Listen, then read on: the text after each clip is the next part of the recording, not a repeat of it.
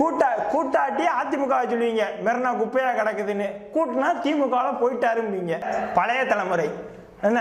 அப்புறம் தொந்தி டிவி, இவங்க 2 பேரும் இருக்காங்களே அப்பா, இப்படிதான் அந்த அம்மாவை நீங்க பேசியே சாவடிச்சிருவாங்க. சொல்லுங்க ஸ்டாலின் அப்படிங்கிறாரு. மக்களுக்கு ஒரு கன்ஃபியூஸ் ஆகுது, சோத்தை வாயில் வைக்கிறாங்க, டப்புன்னு சோத்து விழுந்துருது.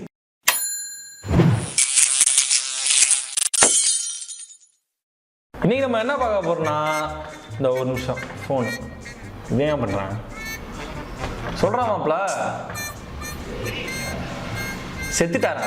டேய் இப்பாண்டா ராகுல் காந்தி வந்து பார்த்துட்டு போறாரு, செத்துட்டா இருக்கிற அப்பலோ நிற்கிறாரா? உங்க மாமாவும் சரக்கு பார்ட்டி, நீயும் சரக்கு பார்ட்டி. வைடா போன இந்த அடுத்து எங்க அம்மா கால் பண்றாங்க. என்னம்மா? ஏ ஆமா, மென்னா அப்புறம் அழுக்காச்சுன்னா சுத்தம் தான் பண்ணுவாங்க. மென்னா மட்டுமா சுத்தம் பண்றாங்க? இந்த அம்மா அம்மா எவருமா வீட்டுக்கு முன்னாடி சுத்தம் பண்ணியிருக்காயம்மா. அம்மா ஈபிக்காரங்க குழி நோண்டுறாங்க. ஐயோ போச்சு, இங்கேயும் கொண்டு வர போறாங்களா? செத்துட்டாரா உண்மையாவே?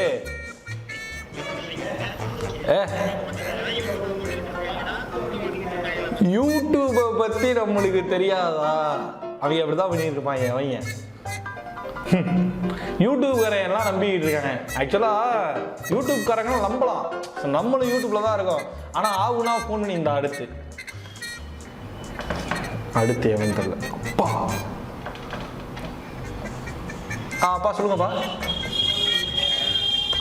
அந்த அப்பா அந்த வெளில கிளம்ப போறேன்ப்பா. ராஜாஜி ஆளுக்கு நான் ஏன்பா போறேன்? ஏப்பா விளக்கா பீஸ் போயிடுச்சு மாட்டிருப்பாங்கப்பா. அப்பா அது வந்து விளக்கு, அது விளக்க மாட்டுறாங்கன்னா வந்து பீஸ் போயிருக்கோம், அதெல்லாம் மாட்டுவாங்க. இப்போ நம்ம வீட்டில் கூட தான் ஒரு பல்பு பீஸ் போயிருக்கா.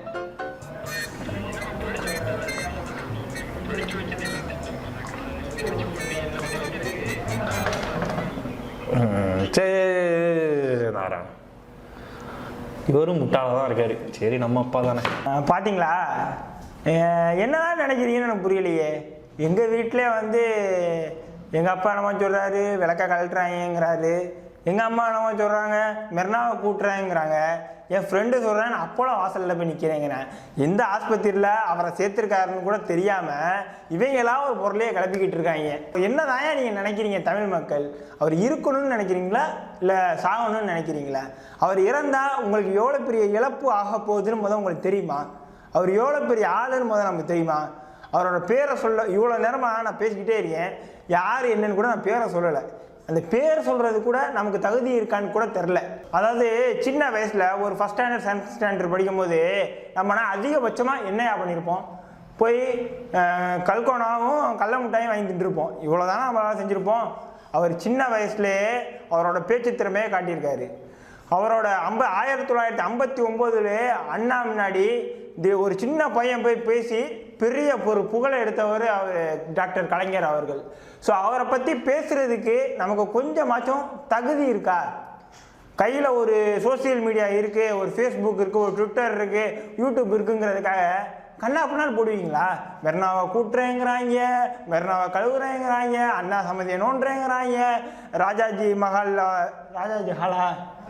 ராஜாஜி ஹாலில் லைட்டு மாட்டுறேங்கிறாங்க. என்னையா இது?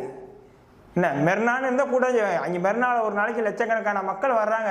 ஒரு கூட்டாமே இருந்தால் மெர்னா எப்படி இருக்கும்? அப்புறம் நாரி போயிடாதா? கூட்டாட்டி அதிமுக சொல்லுவீங்க, கூட்டினா திமுக சொல்லுவீங்க. என்னையா இது? என்ன கரெக்டா?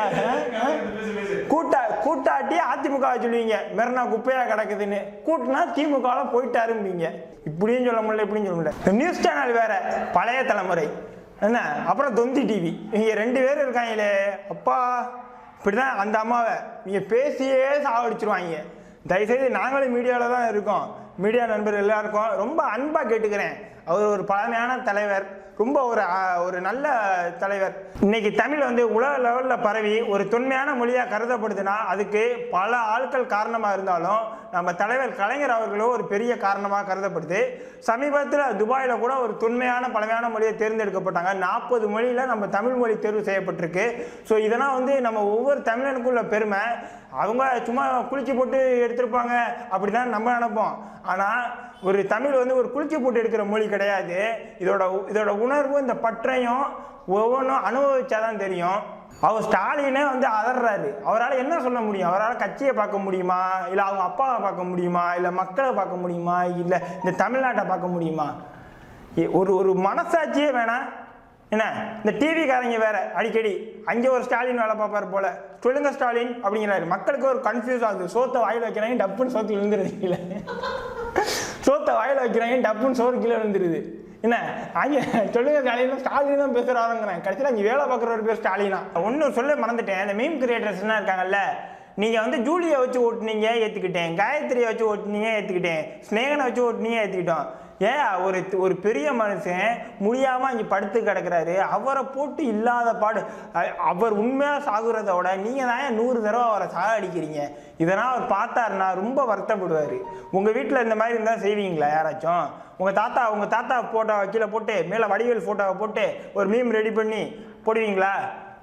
அது பண்ணுறதுக்கு உங்களுக்கு தைரியம் இருந்துச்சுன்னா இவருக்கு பண்ணுங்க. அதுக்கு பண்ண உங்களுக்கு தைரியம் இல்லைன்னா தயவு செய்து பண்ணாதீங்க. நீங்கள் இப்போ கேட்பீங்க, நீங்கள் ஏங்கடா அந்த தமிழன் இப்படி வச்சுருக்கீங்க அப்படின்னு கேட்பீங்க. உங்களுக்குன்னா புத்தி வரணும்னு தான் இந்த தமிழன் வச்சோம். ஸோ இப்படி ஒரு மக்கள்கிட்ட ஒரு தப்பான ஒரு எண்ணத்தை உருவாக்கிட்டோம். இப்படின்னா போட்டால் தாண்டா பார்ப்பாங்க, இப்படின்னா போட்டால் தாண்டா ஒரு விஷயத்தை டக்குன்னு இந்த சோசியல் மீடியாவை கவனிப்பாங்க அப்படிங்கிறத மீடியாவை நீங்கன்னு சொல்ல முடியாது, நம்ம தான் வந்து கெடுத்துக்கிட்டோம். சமூகம் அந்த சோசியல் மீடியா அப்படிங்கிறது இன்னும் கொஞ்ச நாளில் சோசியல் மீடியா போய் social media equal to fake அப்படிங்கிற மாதிரி வரப்போகுது. இது வருதா வளையான்னு மட்டும் பாருங்க. அதனால பண்ணாதீங்க. இதோட வீடியோ முடிச்சுக்கிறோம். இன்னொரு முக்கியமான விஷயம், நாங்க எந்த கட்சி சம்பந்தப்பட்ட ஆட்களும் கிடையாது.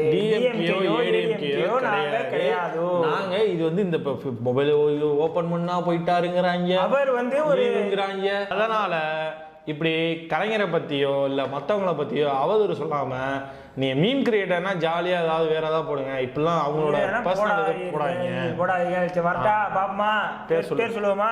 வேணாம், அடிப்பாங்க. விட்டுருவோமா? சரி சொல்லுவோமே. வேணாம் விடுங்க. சரி ஓகே.